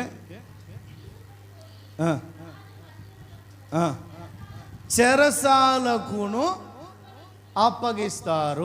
అప్పగించి హింసిస్తారు. మొదటిది చూసుకోండి, ద్వేషించబడి దూషించబడతాం. 2వదిగా చెరసాలలో వేయబడి హింసించబడతాం. ఈ పరిస్థితులు వస్తాయి. ఆత్మ సంబంధంగా రావచ్చు, శరీర సంబంధంగా రావచ్చు, చెప్పలేం. చాలామంది దేవుని ప్రజలు నేను చాలా కాలం క్రితమే చెప్పా, రష్యాలో రుమేనియా ప్రాంతం ఏంటది, రష్యా అంటేనే అది కమ్యూనిస్ట్ దేశం, కమ్యూనిస్ట్ బేస్డ్. రష్యా కానీ చైనా కానీ ఈ ప్రాంతాలన్నీ కూడా కమ్యూనిస్ట్ బేస్. ఏంటో చెప్పండి, కమ్యూనిస్ట్. ఇక్కడ వాళ్ళ ఉనికి తక్కువ, వాళ్ళ పార్టీలు కానీ వాళ్ళ ఉనికి కానీ ఇక్కడ తక్కువ, వాళ్ళ సిద్ధాంతాలు కూడా తక్కువే. ఇక్కడ తక్కువే. కానీ కమ్యూనిస్ట్ దేశాలే ఉన్నాయి. రష్యా, ఇటువైపు చైనా, ఈ ప్రాంతాలన్నీ కూడా కమ్యూనిస్ట్ బేస్డ్. అంటే కమ్యూనిస్ట్ అంటే ఏంటంటే దేవుడు లేడు, దేవుడు ఉంటే మనుషులకి బాధలు ఎందుకు, దేవుడు లేడు, మనమే దేవుళ్ళం. లెనిన్ అంటాడు నేనే దేవుణ్ణి అంటాడు. కార్ల్ మార్క్స్ నేనే దేవుణ్ణి అంటాడు, నాకేం మొక్కని అంటాడు. కమ్యూనిస్ట్ ఆఫీసెస్లో కూడా మీరు గమనిస్తే లెనిన్ విగ్రహాలు ఉంటాయి. కార్ల్ మార్క్స్ కానీ జోసెఫ్ స్టాలిన్ కానీ లేకపోతే ఆ లెనిన్ కానీ, వీళ్ళందరూ కూడా వాళ్ళ కాలాల్లో వాళ్ళ పాలనల్లో మేమే దేవుళ్ళం రాబాయ్, మాకే మొక్కండి మేమే దేవుళ్ళం అంటారు తప్ప దేవుడు ఉన్నాడు, ఆ దేవుడు యేసు ప్రభు, లేకపోతే ఆ దేవుడు ఫలానా అని చెప్పరు. మేమే దేవుళ్ళం అంట, లేకపోతే దేవుడు లేడు నీ ఇష్టం వచ్చినాడు బతికే అంటారు. ఇష్టారాజ్యం. ఈ పరిస్థితుల్లో అక్కడికి దేవుని సువర్తమానం వెళ్ళింది, బైబిల్ ముద్రణ జరుగుతూ ఉంది, బైబిల్ ప్రచురణ జరుగుతుంది, బైబిల్ సువర్తమానం ప్రకటించబడటం జరుగుతుంది. అనేక మంది ఒక గొప్ప ఉజ్జీవం ఆ ప్రాంతంలో రగులుకుందని చెప్పాలి. గొప్ప అనేకుల మనస్సులు మారుతున్నాయి. ఎందుకంటే బైబిల్ మనస్సు మార్చగలిగినది కదా, అనేకుల జీవితాలు మారుతున్నాయి. ఎందుకని బైబిల్ జీవితాలను మార్చగలిగినది కదా, అనేకుల కుటుంబాలు తీర్చిదిద్దబడుతున్నాయి. కారణం బైబిల్ కుటుంబాలను కట్టగలిగినది. స్తోత్రం చెప్పండి. అది మత గ్రంథం కాదు, కుల గ్రంథం కాదు, ఒక వ్యవస్థకు, ఒక వర్గానికి, ఒక కమ్యూనిటీకి సంబంధించిన గ్రంథం కాదు కదా. వారు ఎరుగరు దాని గురించి, కానీ మనం ఎరుగుతాము. స్తోత్రం చెప్పండి. అలా సువార్త వ్యాపిస్తూ ప్రజలందరూ కూడా దేవుని ప్రజలుగా మార్చబడుతూ ఉంటే, ఇప్పుడు దాన్ని ఓర్చుకోలేని వాళ్ళు, తట్టుకోలేని వాళ్ళు, భరించలేని వాళ్ళని హింసించటం, చెరసాల్లో వేయటం, జైల్స్లో వేయటం, బంధించటం, కొట్టడం, హింస పెట్టడం మొదలుపెట్టారండి. ఎంత హింస అనంటే ఆది క్రైస్తవులు కూడా అనుభవించలేదేమో. నేను చదివిన పుస్తకంలో అంత వేదనకరమైన పరిస్థితులు నేను చూసా. అక్కడ ఆడపిల్లలు కానీ స్త్రీలని కానీ ఏమంటే తలకిందులుగా వేలాడదీసి కాళ్ళకి ఇది తాడు కట్టేసేసి ఆ బావుల దగ్గర తీసుకెళ్ళి, బావి గిలక ఉంటుంది కదా, అది లోపలికి ముంచి లేపి వాళ్ళ టార్గెట్ ఏంటి అని అంటే యేసుక్రీస్తు దేవుడు కాదని చెప్పు వదిలేస్తామంట. ఆ అమ్మాయి లేకపోతే ఆ స్త్రీ, ఆ సహోదరి, ఆ తల్లి అన్నిసార్లు ముంచబడి అంత ఇబ్బంది పెట్టబడుతూ, అంత హింసించబడుతూ ఉన్నా కూడా చిట్టకి వరకు ఆ తల్లి ఊపిరి పీల్చుకుని మాట్లాడగలిగిన మాట ఏంటో తెలుసనా? యేసు తప్ప ఈ ప్రపంచంలో వేరొక దేవుడు లేడు. చెప్పు గట్టిగా. ఆ హింస నుంచి తప్పించుకోవడానికి ఏదో లేని మాట్లాడుకొని వదిలేయచ్చు. లేకపోతే వాళ్ళ ముందు కొంచెం భయపడి, వాళ్ళ ముందు కొంచెం ఏదో ఒక మాట మాట్లాడేసి సర్లేండి మీరన్నట్లే ఆ నామం ఏంటో నాకు తెలియదు, నేను ఆయనతో కూడా లేనే చెప్పొచ్చు. మహానుభావులే చెప్పారు, గొప్ప గొప్ప మహానుభావులే. ఆయన ఎవరో మాకు తెలియదే, I don't know who is, నాకు తెలియదు ఆయన ఎవరో. ఇదిగో నువ్వు ఆయనతో కూడా ఉన్నావు కదా, యేసుతో కూడా ఉన్నవాడు కదా. లేదు సిస్టర్, నువ్వు పొరపడుతున్నావు, నువ్వు కలజోడు పెట్టుకోవాలి. లేదు సిస్టర్, నీకు సైట్ వచ్చింది. లేదు బ్రదర్, అట్లా కాదు, చలిమంటలో మంట తగ్గింది, నీకు కన్ను కనపట్ల సరిగ్గా. లేదు బ్రదర్, లేదు సిస్టర్. ఒకసారి కూడా కాదు, 3 సార్లు చెప్పాడంట. గొప్ప గొప్ప మహానుభావులే తప్పించుకోవడానికి. ఏంటది? ఆ తర్వాత గురించి కూడా చెప్తా. ఇప్పుడు ఆ తర్వాత జరిగినవి కూడా తప్పించుకోవడానికి ఏదో ఒకటి చెప్పుకోవచ్చు కదా. సర్లేయ్యా, యేసు ప్రభు దేవుడు కాదులేయ్యా, తుపాకీ తలకాయ మీద పెట్టి యేసు ప్రభు దేవుడు కాదులేయ్యా అని చెప్పొచ్చు. తర్వాత బయటికి పోయి ఎందుకు చెప్పేవారు అంటే, మరి బతికి ప్రభు సువార్త చెప్పాలి అని అంటే మరి వాళ్ళ దగ్గర కాదని చెప్పాలి. నోటితో ఒప్పుకున్నావు కదా కాదని, మరి ఇప్పుడు అవునని ఎట్లా చెప్పగలుగుతావు? మనస్సాక్షి గద్దించదా? మా మనస్సాక్షి ఉంటే కదా. అది సరే, ఆయన నామము నిమిత్తమై అంత హింస పెట్టబడుతున్న సహోదరు మాట్లాడగలిగిన మాట పుస్తకం చదువుతూ ఉంటే, మొట్టమొదటిసారి ఎక్కువ బుక్స్ చదవనండి, చాలా ట్రస్ట్ మంచిగా ఉన్నాయని సమాజంలో పేరెన్నిక కలిగిన బుక్సే తెచ్చుకొని చదువుతా. ఎక్కువ బైబిల్ చదువుతా, ప్రసంగాలు అంటే అంతే, బుక్స్ తక్కువ. నేను ఇది చదవచ్చు అని 10 మంది అగ్రి చేసిన తర్వాతే దాన్ని చదువుతా. అది ఏ పుస్తకమైనా సరే, ఒక బైబిల్ మాత్రం చదువుతాను. నేను తక్కువగా చదివిన పుస్తకాల్లో అదొకటండి. చాలా ఏళ్ల క్రితమే చదివా, కానీ ఇప్పటికీ ఆ సీన్స్, అక్షరాలు చదువుతూ ఉంటే సినిమా కనిపిస్తున్నట్లుగా ఉంటుంది అక్కడ. అంత అద్భుతంగా రచన. రిచర్డ్ వుర్మ్బ్రాండ్ అని అంత అద్భుతమైన రచన చేశాడు ఆయన. ఆయన కూడా కనీసం 14 సార్లు కాల్చబడ్డాడు బుల్లెట్తో. కాల్చడం యేసుక్రీస్తు దేవుడు కాదని చెప్పు అంటే యేసుక్రీస్తు దేవుడు అంటాడు. ఎక్కడో ఒక చోట, ఒక కడుపులోనో ఎక్కడో ఒక చేతి మీద, కాలు మీదో, తొడ మీద కాల్చేస్తారు ఆయన బుల్లెట్తో. ఆయన బాధపడుతుంటే తీసుకెళ్లి హాస్పిటల్ కట్టుకట్టించి మళ్ళీ తీసుకొచ్చి జైల్లో పడేస్తారు. ఇంకా మందులు గిందులు టాబ్లెట్లు ఏం లేవు. ఆ గాయం ఏమైపోయినా తెలీదు. 14 సార్లు కాల్చబడ్డాడు రిచర్డ్ వుర్మ్బ్రాండ్ గారు. బతికి బట్టగట్టాడు కాబట్టి పుస్తకం రాయగలిగాడు. ఆ బ్యాచ్లో ఉన్నోడే, ఆ రుమేనియాలో వాళ్ళతో పాటు బాధపడ్డోడే. స్తోత్రం చెప్పండి.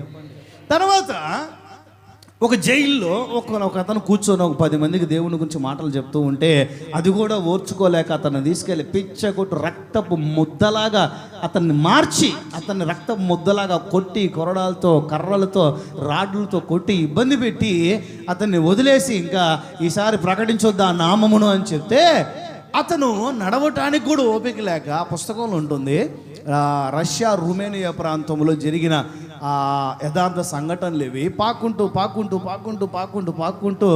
అట్లా అతను ఏ రాయి దగ్గర కూర్చొని ఏ 10 మందికి దేవుని మాట చెప్తున్నాడో అదే రాయి దగ్గరికి వెళ్ళి అదే రాయి మీద కూర్చొని ఒక మాట అంటాడండి, సహోదరులారా, ఇందాక వాళ్ళు తీసుకొని పోయేటప్పుడు మన సబ్జెక్ట్ ఎక్కడ ఆగింది అని అడిగాడండి. ఏంటండి, నాకైతే ఆ పదం చదివినప్పుడు నాకు బాగా గుర్తండి, నా కన్నీళ్ళు ఆ పుస్తకం మీద పడ్డాయండి. సహోదరులారా, ఇందాక మనం ఎక్కడ ఆపాము అని అడిగాడంటండి ఆయన. ఇందాక మనం ఎక్కడ ఆపామని ఎవరో ఒకరు గుర్తు చేస్తే, చెప్పండి ఎవరో ఒకరు గుర్తు చేస్తే మళ్ళీ అక్కడి నుండి స్తోత్రం చెప్పండి. చెరసాల్లో వేస్తారు, ఇబ్బంది పెడతారు. ఏమండి, ఒక తల్లిని చెరసాల్లో వేశారు, అదే పుస్తకంలో ఉంటుంది. తల్లి చెరసాల్లో ఉంది, కుమారుణ్ణి తీసుకొచ్చి పోలీస్ స్టేషన్లో పెట్టి మోకాళ్ళ మీద పెట్టి కొట్టి అతని నోట్లో గన్ను పెట్టి అతని ఇక్కడ ఈ నుదుటి దగ్గర గన్ను పెట్టి యేసు ప్రభు దేవుడు కాదని చెప్పు అని వాళ్ళమ్మని బెదిరిస్తూ ఇతన్ని బెదిరిస్తూ వాళ్ళమ్మని బెదిరిస్తూ ఇతన్ని బెదిరిస్తూ ఉంటే చివరికి వాళ్ళ అమ్మ చెరసాలలో ఉండి కేక వేసి చెప్పింది ఏంటో తెలిసిన, నాయనా చస్తే మన ఇద్దరం పరలోకంలో కలుసుకుందాం, కానీ యేసయ్య దేవుడు కాదు అనే విషయం మాత్రం నీ నోట రావద్దు రావద్దు రావద్దు రావద్దు. యేసే దేవుడు, స్తోత్రం చెప్పు.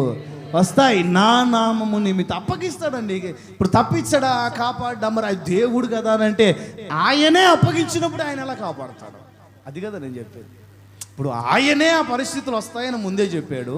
ఆ పరిస్థితులు మీరు చిక్కుపడతారు నా నామం నిమిత్తం, ఇలాంటి పరిస్థితులు వస్తాయని చెప్పారు. ఇవి వచ్చినప్పుడు మీరు భయపడొద్దు. స్తోత్రం చెప్పు, చెప్పు గట్టిగా, చెప్పు గట్టిగా. చెరసాల్లో ఏముంది అక్కడ? 21:12 ఆ కింద పైన ఏమైనా ఉన్నాయా ప్లస్లో? లూకాసు వర్తమానం 21:12 13లో కానీ లేకపోతే 11లో కానీ ఏమైనా ఉన్నాయా? 13 చూడండి. ఆగండి.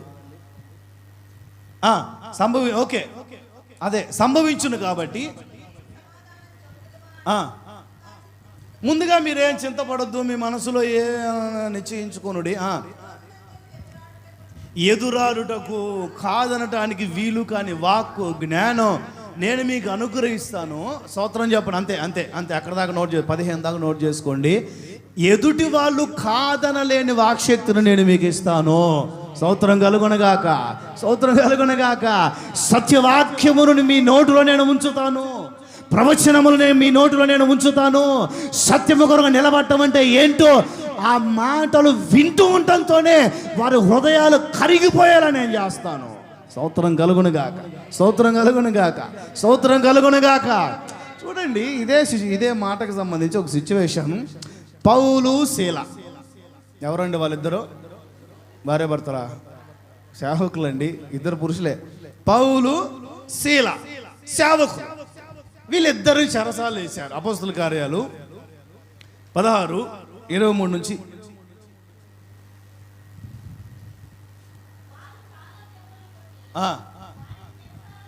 అది గుర్తుపెట్టుకోవాలి. చెరసాల ఏంటి పాయింట్? చెరసాల. ఓకే.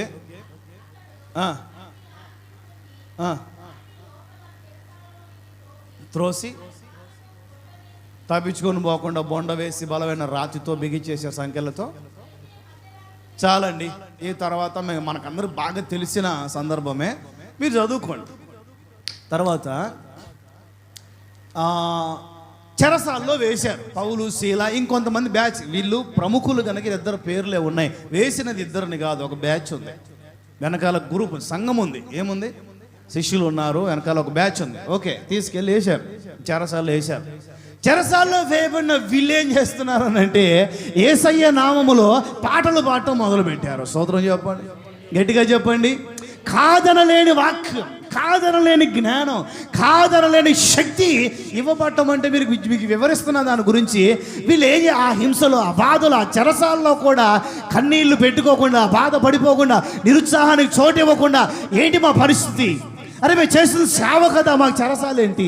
మేము చేస్తుంది దేవుని పరిచర్య కదా, మాకు హింసలేంటి అని ఏం బాధపడకుండా అందరూ కూడా ఆనంద కీర్తనల పాట మొదలు పెడితే చుట్టుపక్కల చెరసాలలో ఉన్న వారు అందరూ మారారట. చివరికి చెరసాల పునాదులు కదిలి తలుపులన్నీ తెరవబడి అంతా అయిపోయిన తర్వాత చెరసాల నాయకుని కుటుంబము మారి కుటుంబం బాప్తిస్మం పొందారు. కోటాని గట్టిగా చప్పట్లు, కోటాని గట్టిగా. నీకు హింసే, నీకు చెరసాల అయ్యుండు, నీకు బాధ కలిగించే విషయమే ఇతరులలో మార్పు కలిగించగలిగిన విషయం. స్తోత్రం చెప్పు. అంటే నువ్వంటే నేనంటే నేను. ఏంటో చెప్పండి. తొడగొట్టానంటే అరుపులు వస్తాయి, మెరుపులు వస్తాయి. ఇవన్నీ కాదు. ఏమండి? సహనం, ఓర్పు, భరించి, సహించి, సంతోషించి, గంతులు వేసి, స్తుతి పాడి, స్తుతి పాడి అంత ఇబ్బంది పెడుతున్నాం, మౌనంగా భరించుకుంటారే. వీళ్ళు ఏంటి ఎంత ఇబ్బంది పెడుతున్నా కూడా అంత భరించుకుంటున్నారు, సహించుకుంటున్నారు, ఓర్చుకుంటున్నారు, హ్యాపీగా ఉంటున్నారు, సంతోషిస్తున్నారు. మనం ఎన్ని మాటలు అంటున్నాం, ఎంత ఇరికిస్తున్నాం, ఎన్ని నిందలు మోపి వారి మీద కేసులు పెట్టిస్తున్నాం. ఎందుకంటే వాళ్ళు మాట్లాడట్లేదు. ఎక్కడి నుంచి వస్తుంది ఆ జ్ఞానం, ఎక్కడి నుంచి వస్తుంది ఆ సహనం, ఎక్కడి నుంచి వస్తుంది, ఎవరు నేర్పిస్తున్నారని ఆరాధిస్తే మన ప్రభువైన యేసు క్రీస్తుని గురించిన ఉనికి వారి యొద్దకు బయలుదేరుతుంది. వారి హృదయాల్లో మార్పు ప్రారంభించబడుతుంది. స్తోత్రం కలుగును గాక. చెప్పు గట్టిగా. చెరసాల్లో వేసే పరిస్థితి మనకి బాగా సుపరిచయం. అపోస్తుల కార్యాలు 3వ అధ్యాయము నుంచి మీరు 3వ అధ్యాయం నుంచి 3, 4, 5 అధ్యాయాల్లో పేతురు, యోహాను వీళ్ళిద్దరు బాగా వైరాగ్యంగా సేవ చేశారు. స్టార్టింగ్లోనే యేసు ప్రభు ఎవరో నాకు తెలియదని ఏ నోటితో చెప్పాడో అపోస్తలుడైన పేతురు, ఆయన అభిషేకం పొందిన తర్వాత అదే నోటితో ప్రతి స్థలంలో నిలబడి యేసే రక్షకుడు, యేసే రక్షకుడు, యేసే రక్షకుడు, ఈ నామముననే. కొన్ని విషయాలు చదివిస్తాను, టిక్ చేసుకోండి. అవి నేను రాయలేదు కానీ చదివాను. అపోస్తుల కార్యాలు స్తోత్రం ఒక 3 సార్లు హల్లెలూయా చెప్పండి.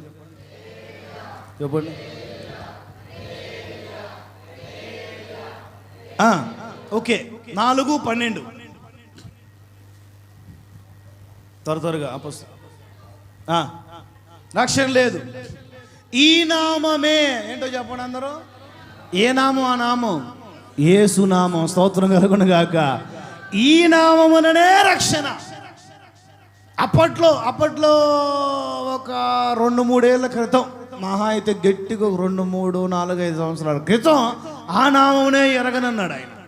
ఆ నామం ఏంటో నాకు తెలియదు అన్నాడు ఆయన. నీవేస్తో కూడా ఉన్నవాడవు కదా అంటే, లేదండి నాకు సంబంధం లేదని, ఆయనకి నాకు సంబంధం లేదు సార్, నన్ను వదిలేయండి సార్ అన్నాడు.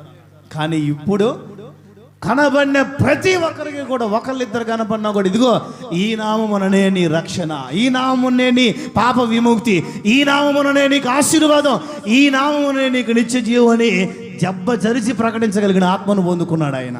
స్తోత్రం చెప్పు గట్టిగా. విద్య లేని పామరులు, వాళ్ళకి తెలిసింది యేసునామం తప్ప వేరేదేమీ తెలియదు. ఎక్కడికి పోయినా, అయ్యా మాకు కొంచెం ఏదైనా ధనం ఏమైనా ఉంటే ఇవ్వండి అంటే, మా దగ్గర యేసునామం తప్ప చెప్పండి ఏమి లేదయ్యా. యేసునామం కావాలంటే ఇస్తా, ఏదో ఒకటి ఏంటి సార్ బెనిఫిట్ అని అంటే, నజరేయుడైన యేసునామంలో లేచి నడు అన్నాడు. స్తోత్రం కలుగును గాక. కలవరం, మత రాజకీయవేత్తల్లో కలవరం, వారి రాజకీయ పట్టు కోల్పోతున్నారేమో అనే కలవరం మొదలైంది.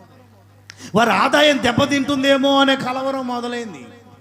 వారి అక్రమాలన్నీ కూడా అడుగంటి పోతాయేమో, అక్రమాలు అవన్నీ కూడా దొంగ రాజకీయాలు చేస్తే డబ్బులు 4 రూపాయలు వెనకేసుకోవచ్చు. నిజాయితీ కలిగిన నాయకులు గద్దెనెక్కారంటే ఒకడు కూడా 1 రూపాయి వెనకేసుకునే దానికి ఉండదు.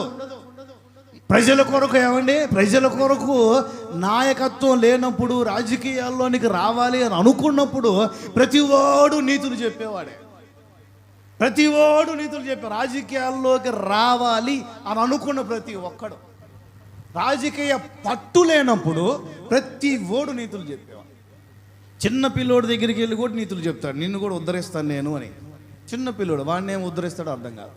చిన్న పిల్లోడి దగ్గరికి వెళ్ళి ఎత్తుకొని ఉద్ధరిస్తా అంటాడు. యవనస్తుల దగ్గరికి వెళ్తాడు, స్టూడెంట్ల దగ్గరికి వెళ్తాడు, నిరుద్యోగుల దగ్గరికి వెళ్తాడు, రైతుల దగ్గరికి వెళ్తాడు, పేదోళ్ళ దగ్గరికి వెళ్తాడు, పేదోళ్ళ ఊరి పాకల దగ్గరికి, అన్ని రకాల కంపుల దగ్గర తిరగతానే ఉంటాడు, అన్ని రకాలకు తిరుగుతూ ఉంటాడు. దేనికోసం తిరుగుతాడు అని అంటే, ఏమండి మేలు చేయాలా, నీకు రోడ్డే ఇస్తా, నీకు కుళాయి ఇస్తా, నీకు మెడక మీద తలకాయకుండా చేస్తా, అన్ని రకాలుగా వాగ్దానాలు ఇచ్చి, చివరికి రాజకీయం వచ్చిన తర్వాత, చివరికి అధికారం వచ్చిన తర్వాత, చివరికి రాజకీయ పట్టు చేతికి దొరికిన తర్వాత, వాళ్ళు దేవుణ్ణి ఎరుగరు గనక వాళ్ళు మత రాజకీయాలు మొదలు పెడతారు, వాళ్ళు కుల రాజకీయాలు మొదలు పెడతారు, వాళ్ళు స్వార్థ రాజకీయాలు మొదలు పెడతారు. నాకు తెలిసి మీకు అర్థమవుతుందని. మత రాజకీయాలు, కుల రాజకీయాలు. నీకు ఓట్లు వేసింది ఒక మతమా, నేను గెలిపించింది ఒక మతమా? ఏ మాత్రం చీము నెత్తురు, ఏ మాత్రం మనిషి పుట్టినా 10 నిమిషాలు కూర్చొని ఆలోచిస్తాడు. అరే నాకు ఒక మతమైన ఓటేసింది, నాకు ఒక కులమైన ఓటేసింది, నాకు ఒక వర్గమైన ఓటేసింది. అందరూ ఓటేస్తేనే కదా నేను మెజారిటీ పొందుకొని గెలవగలిగాను. మరి అందరికీ నేను నాకు చేతనైనంతలో న్యాయం చేయాలి కదా. ఏమండి, ఒకరికొక న్యాయం, ఒక మతస్థులకు ఒక న్యాయం, ఒక మతస్థులకు ఇంకొక న్యాయం. ఒక మతస్థులకి ఇబ్బంది కలిగితేనేమో అంత అంత గందరగోళం, ఇంకొక మతస్థులకి ఇబ్బంది కలిగితేనేమో అసలు లెక్కలోనే లేకుండా పోతే తెలుగు రాష్ట్రాలు భ్రష్టు పట్టిపోతా ఉన్నాయి. తెలుగు రాష్ట్రాలు భ్రష్టు పట్టిపోతా ఉన్నాయి. హల్లెలూయా, హల్లెలూయా, హల్లెలూయా. చెప్పండి గట్టిగా 3 సార్లు.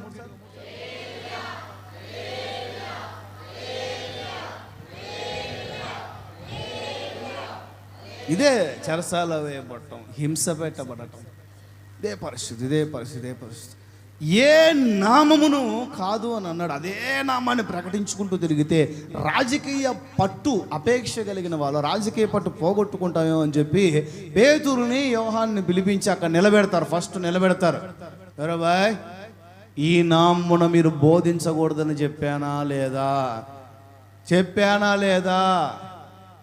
ఇవన్నీ ఇంకెవరినైనా బెదిరించుకోండి సార్, మేము బెదిరిపోయే వాళ్ళం కాదు. మేము విన్న వాటిని కన్న వాటిని బోధించకుండా ఉండలేము. కొట్టు గట్టిగా, కొట్టు ప్రభుకు గట్టిగా. 3, 4, 5 అధ్యాయాలు అదే ఉంటుంది. 4, 5 అధ్యాయాలు చదువుకోండి ఇలా అపోస్తల కార్యాల్లో. మేము విన్న వాటిని కన్న వాటిని బోధించకుండా ఉండలేము. అయితే మిమ్మల్ని చెరసాల్లో వేస్తా, వేసుకో.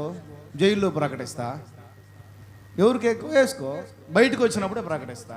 స్తోత్రం చెప్పండి. వేసుకో, సంవత్సరం తర్వాత ప్రకటిస్తా, చచ్చేదాకా ప్రకటిస్తానే ఉంటా. అది యేసునామం యొక్క గొప్పతనం. ఆమెను చెప్పు. ఎక్కడైనా వేసుకో, ఎక్కడికైనా ట్రాన్స్ఫర్ చేసుకో. అక్కడ ఉంటే జనాలు ఉంటే ప్రకటిస్తా, జనాలు ఉన్న దగ్గరికి పోయినప్పుడు ప్రకటిస్తా. స్తోత్రం చెప్పు. హల్లెలూయా. చెరసాల వేశారు. ఏం జరిగింది? రాత్రి దేవదూత వచ్చేసేసి వాళ్ళందరినీ విడిపించేసి పోయి నా రాజ్యం నిమిత్తం ఈ సువర్తమాన ఈ రక్షణ ఎక్కడుంటుంది? అది 5, 18, 19.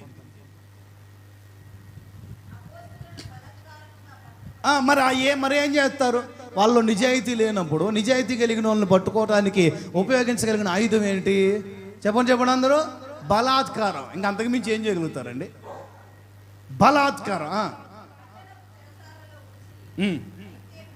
అయితే దేవుని దూత రాత్రివేళ చెరసాల తలుపులు తీసి వారిని వెలుపల తీసుకొచ్చి మీరు వెళ్ళి దేవాలయాలన్నింటిలో కూడా నిలబడి ఇదిగో ఈ జీవము కలిగిన నామమును గురించిన మాటలన్నీ ప్రజలతో చెప్పండి.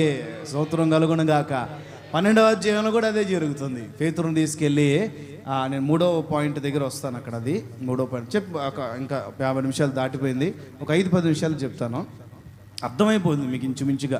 రెఫరెన్సెస్ ఏమేమి ఇచ్చాను? మొదటి పాయింట్లో మత్తయి 10:22, మత్తయి 5:11, 12, మత్తయి 19:29.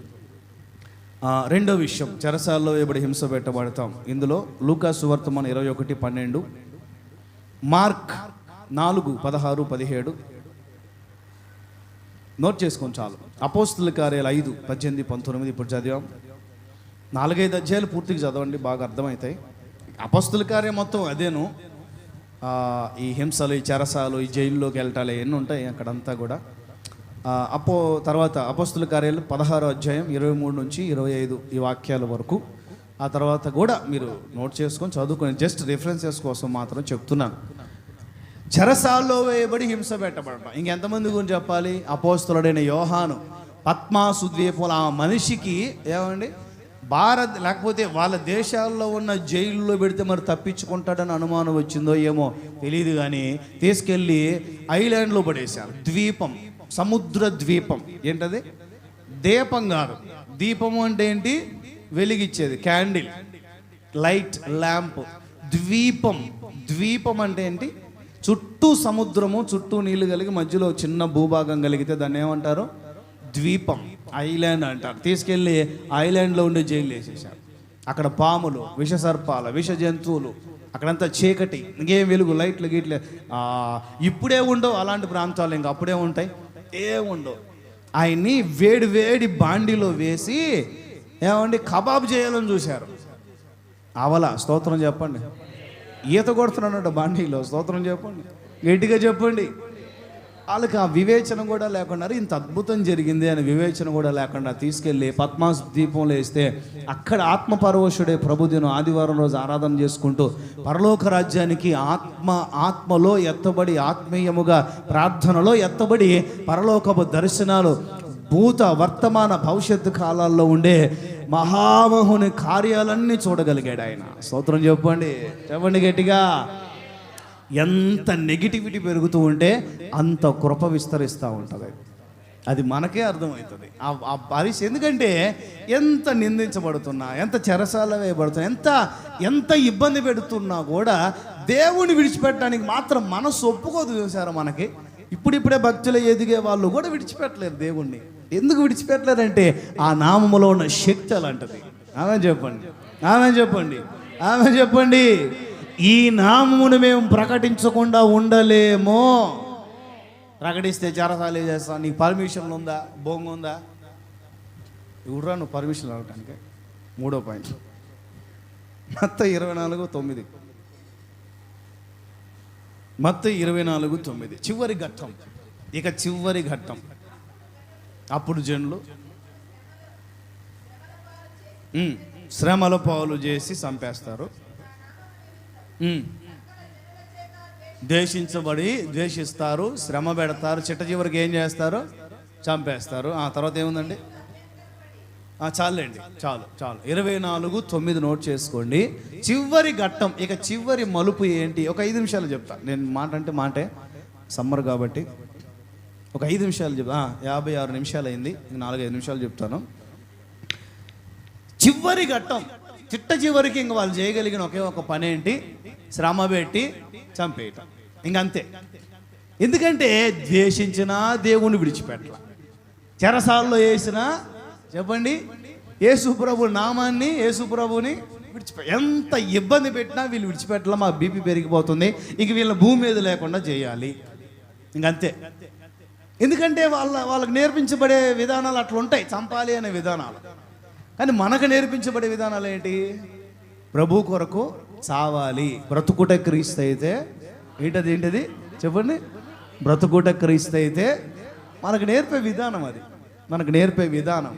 సండే స్కూల్ పిల్లల్ని అడిగినా కూడా చెప్తారు అదే. సండే స్కూల్ పిల్లల్ని గదిలిచ్చినా కూడా అతనికి సహనం ఓర్పు అంటే ఏంటో తెలుస్తుంది అతనికి. ఉగ్గుపాలతో మనం పెట్టేది ఏమిటి అంటే సహనం, ప్రేమ, ఓర్పు, జాలి, దయ, ఏమండి, ప్రేమించడం, సహకరించడం, సహాయం చేయటం, అవసరమైతే ప్రభు కొరకు సావటం. కానీ వారు యేసయ్యని ఎరుగరు కనుక వారికి నేర్పించబడే విధానాలు, వాళ్ళ చిన్నతనం నుంచే వాళ్ళు నేర్పించబడే విధానాలు ఏమిటి ఎట్లుంటాయనంటే ఏమండి, ద్వేషం, పగ, అసూయ, కలహం, చంపాలి, ఏమండి, మతోన్మాదం నూరు పోస్తుంటారు. చంపాలి. ఏంట్రా బాబు అని అంటే మన మతం కోసం. ఎందుకురా బాబు ఇట్లా చేస్తాం? మతం కోసం చంపాలి. అరే చంపుతున్నది ఏమైనా ఒక జంతువునా? మనిషిని కదా. అదే మనిషి ఒక మరో మనిషి చంపడానికి ఎలా మనసు వస్తుంది? చూడండి, ఈ ప్రపంచంలో ఎన్ని జీవులు ఉంటాయో ఒక జీవి మరొక జీవి మీద ఆధారపడాల్సిందే. ఏంటో చెప్పండి.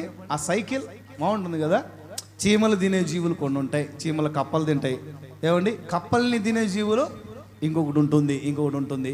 ఆ పక్షులు తింటాయి కొన్ని. పక్షుల్ని తినే జీవులు ఇంకొంచెం. అట్లా ఒక సైకిల్ ఉంది. కానీ ఏది కూడా చాలా తక్కువ అది కూడా ఆకలికి తట్టుకోలేక తప్ప ఏ జీవి కూడా తన జాతి జీవుల్ని తిందండి. అర్థమైందా? సింహాన్ని తింటుందా? పులిని తింటుందా? పిల్లిని తింటుందా? కుక్కని తింటుందండి? చెప్పాలి. ఆకలికి తట్టుకోలేక అని చెప్పాను కదా, అది వదిలేసి నా సహజ సిద్ధంగా ఆలోచించి చెప్పండి. కాకిని తింటుందా? చెప్పండి. పక్షుల్లో కోడి పిల్లలైనా తినడానికి పోతుంది, కానీ కాకిని, గ్రద్దని, ఎద్దుని ఏమండి తినవై అయితే అంటే అవన్నీ గడ్డి తినే జీవులు అనుకోండి. ఓకే. ఏది కూడా ఏ జీవి కూడా తన జాతి జీవిని తినదు, చంపదు కూడా. అవసరమైతే కలిసి ఉంటాయి, యూనిటీగా ఉంటాయి. అది ఒకటి చస్తూ ఉంటే దాని కొరకు నిలబడేదానికే చూస్తాయి. వాటికి కులం లేదు, వాటికి మతం లేదు, వాటికి రంగు లేదు, వాటికి భాష లేదు, వాటికి ఏ భేదం లేదు. తన జాతి జీవి ఇబ్బంది పడుతూ ఉంటే తోటి జీవులు సహాయం చేయడానికే చూస్తాయి. ఒక్క మనిషికే లేదు ఆ గుణం, ఆది కాండం నుంచే లేదు ఆ గుణం. వాళ్ళు ఆది నుండే, వాళ్ళు మొదటి నుండే వాళ్ళ మనస్సుల్లో చెడిపోయిన వాళ్ళని బైబిల్ చెప్తాం. జలప్రలయం మునిగిపోయిన తర్వాత కూడా నోవహు కుటుంబం తర్వాత అంతా విభజించబడి మళ్ళీ అదే దరిద్రమైన స్వభావాలు. ఎందుకంటే సాతాను క్రియలు, ఏ క్రియలు మనకు గుర్తు. బైబిల్లో పాత నిబంధనలో ఆ సైతానిక పన్నాగాలు కానీ సైతానిక సంభాషణలు కానీ కనపడవు, కానీ మనకి ఇండైరెక్ట్గా జరిగే పరిస్థితులన్నీ అవే. లేకపోతే ఎందుకు జాతి పాడవుతుంది, లేకపోతే ఎందుకు ప్రజలు పాడవుతారండి? ఏమండి, లోతు కాలంలో నోవహు కాలంలో పాడైతే జలప్రలయం వచ్చింది.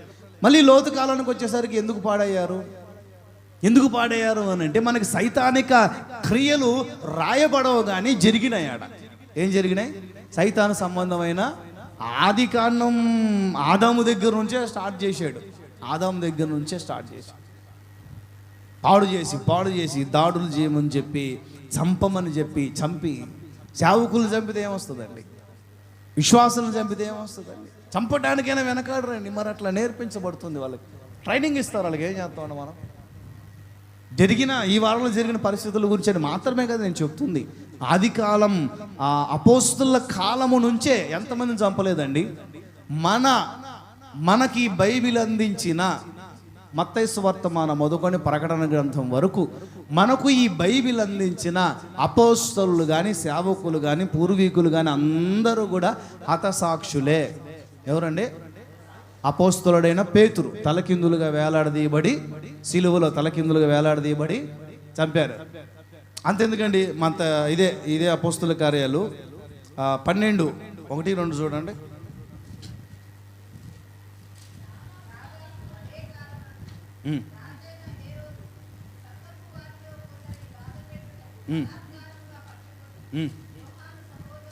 యోహాను సహోదరుడు, జబదయి కుమారుల్లో ఒకరు యోహాను సహోదరుడు, శిష్యుడు యాకోబు.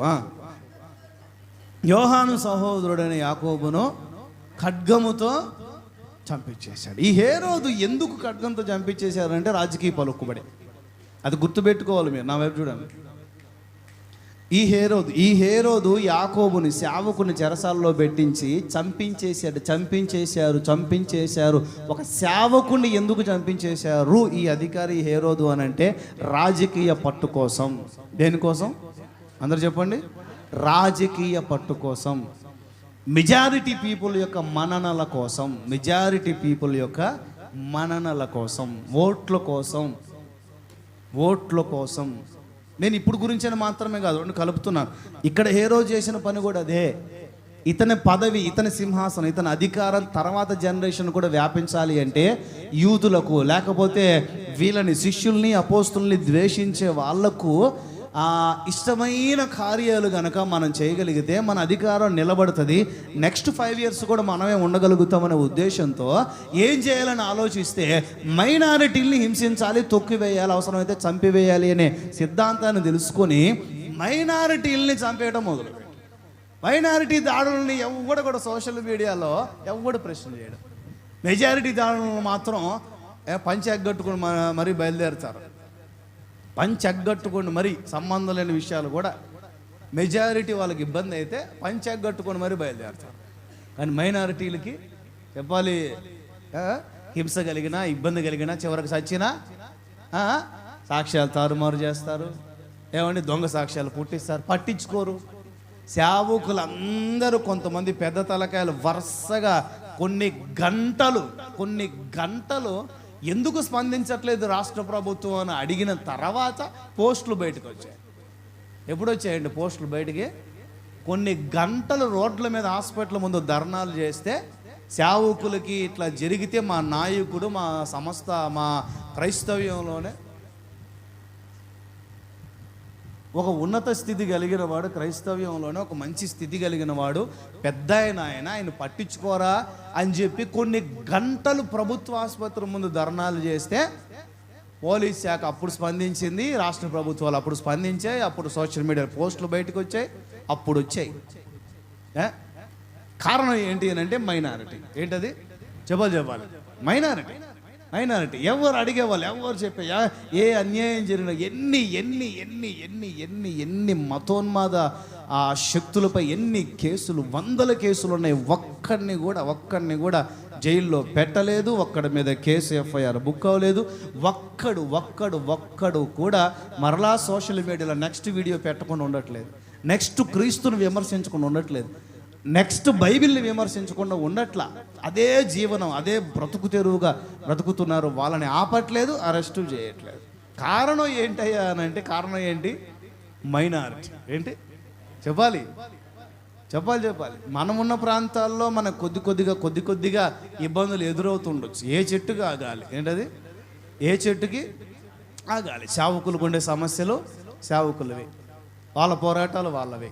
విశ్వాసుల్ని ఈ రోజుల్లో విశ్వాసులను చంపేదాకా పోవటం అంటే అసలు లేదనే చెప్పాలి. కానీ సేవకుల్ని ఈ వారంలో ఒక ఆయన అనుకుందాం, సరే అంతకు ముందు కూడా 2013 ఈ సమయంలో అనుకుంటాను, తెలంగాణ ప్రాంతంలో సజీవ అనే ఒక సేవకుడిని ఇంట్లో ఉంటే మధ్యరాత్రి వేళ వెళ్ళి తుపాకీ తీసుకుని వెళ్ళి గుండెలో కలిసి చంపేశారు సేవకుడిని. ఎవరిని చెప్పాలి? ఆది కాలం నుంచే వస్తుంది చంపటం. ఎవరి గురించి చెప్పాలి? పేతురు హతసాక్షి అయ్యాడు, యోహాను హతసాక్షి అయ్యాడు, యాకోబు యోహాను శిష్యుడే ప్రకటన గ్రంథం రాసిన యోహాను మాత్రం వృద్ధుడై సహజ సిద్ధంగా ఎంత చంపాలనుకుని చావలేదు ఆయన. ఎన్ని రకాల హింస పెట్టినా చనిపోలేదు ఆయన. దైవ నిర్ణయం అది. యోహాను ఒక్కడు మాత్రమే వృద్ధాప్యములో ఆయుష్ తీరి చనిపోయాడు. చెప్పండి, యోహాను ఒక్కడు మాత్రమే. మిగిలిన వాళ్ళందరూ కూడా హతసాక్షులు. మన దేశానికి వచ్చిన తోమా గారు కూడా హతసాక్షి. ప్రార్థన చేసుకుంటుంటే బల్లేళ్లతో పొడిచి చంపేశారు. ఉనికి కోసం, జస్ట్ ఉనికి, మత ఉనికి కోసం, అంతే, ఏం లేదు ఆడ.